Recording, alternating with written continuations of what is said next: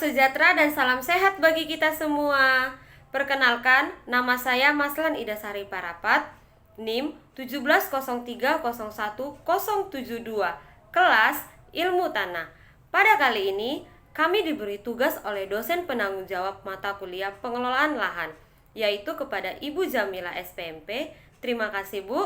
Dengan tugas adalah dengan mencari 4 jurnal nasional maupun internasional dengan mencari permasalahan dan penyelesaian pada masing-masing jurnal, yaitu jurnal pada lahan rawa lebak, lahan rawa pasang surut, lahan rawa sulfat masam, dan lahan rawa gambut.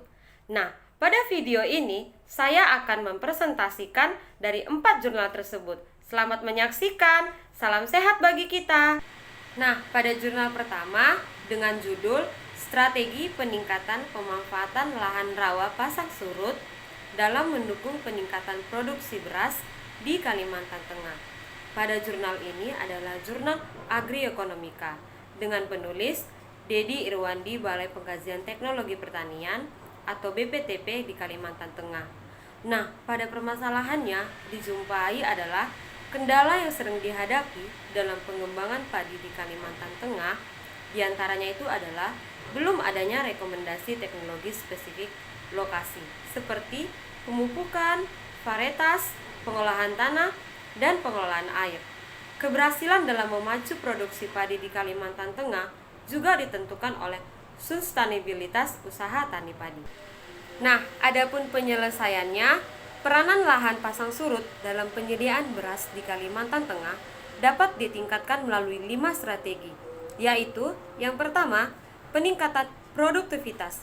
Peningkatan produktivitas padi di lahan pasang surut dapat dilakukan melalui berbagai cara, seperti penggunaan varietas padi yang tahan terhadap kendala media tumbuh di lahan pasang surut.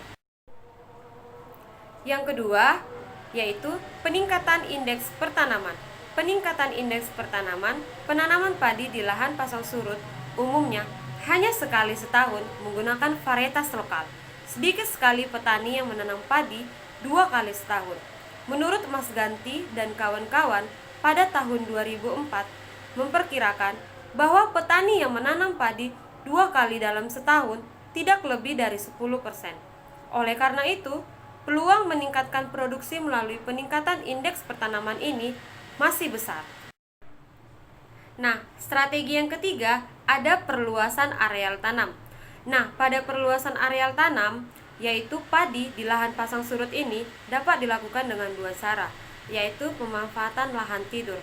Nah, pemanfaatan lahan tidur adalah lahan pertanian yang sudah tidak digunakan selama lebih dari 2 tahun. Lahan tidur ini umumnya merupakan sebuah bagian dari sistem perladangan berpindah di mana petani membuka hutan, menanamnya selama beberapa musim tanam, dan meninggalkannya untuk membuka lahan baru. Lahan tidur ini seringkali berupa lahan yang kritis dan miskin nutrisi, sehingga sulit untuk ditanami tanaman penghasil pangan maupun tanaman pertanian lain yang cepat menghasilkannya. Nah, maka dari itu, untuk perluasan areal tanam ini perlu dikelola dan dimanfaatkan lagi penggunaan lahan tidur. Dan yang cara kedua yaitu pemanfaatan areal baru seperti lahan-lahan PLZ. Perluasan areal tanam dengan memanfaatkan lahan baru sangat memungkinkan mengingat baru 10% lahan yang ditanami padi. Nah, strategi yang keempat yaitu pengamanan hasil melalui penggunaan varietas yang toleran, pengelolaan tata air, pemupukan, pengolahan tanah, pengendalian organisme pengganggu. Nah, pada strategi yang keempat ini, langkah pengaman hasil berikutnya yang dapat dilakukan adalah mengurangi kehilangan hasil. Kehilangan hasil itu dapat terjadi akibat kegiatan panen dan pasca panen yang tidak tepat. Cara panen menggunakan arit atau sabit menyebabkan kehilangan hasil yang lebih tinggi dibanding menggunakan ani-ani. Itu menurut pernyataan Nur Ginawati pada tahun 2003. Dan demikian juga perontokan yang dilakukan dengan mesin perontok menyebabkan kehilangan hasil yang lebih tinggi dibandingkan dengan cara diinjak, menurut Setiono dan kawan-kawan pada tahun 1993. Dan strategi yang terakhir, strategi yang kelima, yaitu perbaikan aspek sosial ekonomi petani. Pada strategi yang kelima ini, keberhasilan peningkatan peran lahan pasang surut dalam penyediaan beras di Kalimantan Tengah tidak dapat dilepaskan dari aspek ekonomi. Salah satu kendala yang dihadapi petani dalam usaha tani padi di lahan pasang surut ini adalah terbatasnya kemampuan modal, menurut Norganiyawati dan kawan-kawan pada tahun 2003. Nah, tidak jarang petani melakukan pemupukan dengan dosis seadanya karena keterbatasan modal untuk membeli saprodi atau membiarkannya. Padinya terserang hama atau penyakit karena ketidakmampuan membeli insektisida ataupun pestisida, sehingga hasil yang diperoleh menjadi rendah dan produktivitas pun menjadi menurun. Apalagi bila keperluan tersebut berbenturan dengan keperluan lain, seperti kebutuhan anak sekolah, sehingga dana untuk usaha tani digunakan untuk keperluan yang lebih mendesak.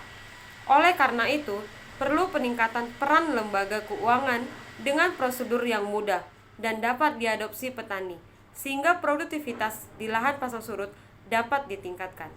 Terima kasih. Jurnal yang kedua pada lahan rawa gambut dengan judul Pengelolaan Lahan Rawa Gambut Terdegradasi melalui Pengayaan Karbon Mendukung Ketahanan Pangan Beras. Pada jurnal Lahan Suboptimal dengan penulis Najib Asmani, jurusan Sosial Ekonomi Pertanian, Fakultas Pertanian Universitas Sriwijaya. Di permasalahannya ini didapat pemanfaatan lahan suboptimal tidak hanya dengan mengoptimalkan pemanfaatan lahan terdegradasi yang terlantar, tetapi harus dikelola dengan bijaksana agar tidak melepas emisi rumah kaca. Lahan gambut yang kaya dengan cadangan karbon jika dikonversi bila tidak memperhatikan pengaturan drainase dan konservasi dengan aneka tanaman pepohonan akan menyebabkan terjadi subsidensi. Dapat penyebab sumber kebakaran bila musim kering yang berkepanjangan. Hal tersebut menyebabkan tidak terjadi pengayaan stok karbon, bahkan berpotensi untuk melepas emisi yang lebih tinggi. Nah, penyelesaian pada jurnal kedua ini yaitu dengan dua cara. Yang pertama, pembukaan lahan padi yang rendah emisi, di mana upaya peningkatan produksi padi yang dapat mencegah pelepasan emisi dapat dilakukan dengan upaya optimalisasi, penggunaan lahan yang tidak produktif atau kritis, revitalisasi lahan gambut yang terlantar, pengembangan teknologi pengelolaan lahan tanpa bakar, dan peningkatan produktivitas melalui indeks pertanaman menurut Kementerian Pertanian Republik Indonesia pada tahun 2011. Kemudian ada juga pada sistem MPTE atau Multiple Purpose. Kemudian cara 2 penyelesaiannya yaitu intensif karbon, di mana intensif karbon ini diperoleh dari melakukan kegiatan mempertahankan kepermanenan tegakan pohon yang intensifnya diperhitungkan dari kandungan karbon biomasanya, kepermanen populasi tanpa melakukan penebangan pohon pada waktu batas tertentu atau dapat mempertahankan populasi jumlah tertentu. Nah, dengan jurnal ketiga yaitu pada lahan sulfat masam dengan judul Bioleaching untuk meningkatkan produktivitas lahan sulfat masam aktual untuk tanaman padi. Nah, ini adalah jurnal ilmu hayati dengan Balai Penelitian Pertanian Lahan Rawa. Nah, permasalahannya di sini itu adalah masalah utama lahan sulfat masam aktual yang diteliti adalah kemasaman yang sangat tinggi dengan pH H2O sekitar 3,44 dan konsentrasi Al dan H yang tinggi. Dengan penyelesaiannya adalah pencucian dengan mikroba atau microbial lashing mendapatkan perhatian yang sangat besar dari beberapa negara karena teknologi ini terbukti mempunyai potensi untuk menyelesaikan masalah dalam pengolahan mineral berkadar logam rendah maupun tinggi. Bioleaching ini telah dikembangkan sebagai teknologi ramah dan hemat. Dan jurnal yang keempat yaitu pada lahan rawa lebak dengan judul Respon dan Produktivitas Padi Rawa Terhadap Cekaman Rendaman Stagnan untuk Pengembangan di Lahan Rawa Lebak dengan jurnal yaitu Jurnal J. Agron Indonesia dengan penulis Yulianda Sinto Wahyuning Ardi Suwarno dan Hazral Asiwinandor IPB, dengan permasalahan yaitu keterbatasan lahan subur dan peningkatan intensitas banjir akibat perubahan iklim global menjadi kendala dalam produktivitas padi nasional. Nah, diperlukanlah ekstensifikasi ke lahan rawa menggunakan varietas toleran rendaman, terutama lahan rawa lebak yang selama ini belum termanfaatkan. Cekaman rendaman atau genangan ini dapat menghambat pertumbuhan dan perkembangan tanaman dengan terjadinya penurunan komponen hasil dan hasil tanaman. Nah, pada penyelesaian jurnal keempat ini, yaitu pada lahan rawa lebak, yaitu dengan cekaman rendaman yang diberikan bersifat stagnan, yaitu mulai 35 hari setelah semai atau HSS hingga panen. Namun, hanya sebagian tanaman berada di bawah permukaan air atau stagnan partial flooding dengan ketinggian air 50-56 cm. Nah, caranya itu, benih pergenotip itu disemai pada tempat pembibitan dan setelah bibit berumur 21 HSS, khusus untuk perlakuan pada lingkungan tercekam rendaman bibit. Kemudian dipindah tanam ke dalam polybag. Sedangkan untuk lingkungan optimum, bibit langsung ditanam di lahan sawah. Penanaman pada lingkungan optimum adalah setiap galur ditanam sebanyak 2 baris, dengan masing-masing galur terdapat 30 tanaman per ulangan.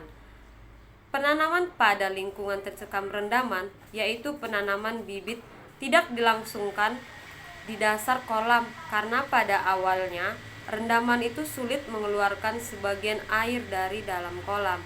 Ketinggian permukaan air kolam masih terlalu tinggi untuk bibit berumur 21 HSS atau hari setelah semai, sehingga dapat dipastikan seluruh bagian tanaman itu terendam secara keseluruhan. Padahal cekaman rendaman yang diberikan adalah parsial stagnan, yaitu hanya 40-99% bagian tanaman yang terendam air. Rendaman dilakukan 2 minggu setelah tanaman atau 35 HSS, hari setelah semai. Terima kasih telah menyaksikan video presentasi saya pada mata kuliah pengelolaan lahan dengan tugas menyelesaikan permasalahan dan penyelesaian pada 4 jurnal. Terima kasih, semoga bermanfaat. Salam sehat. Bye-bye.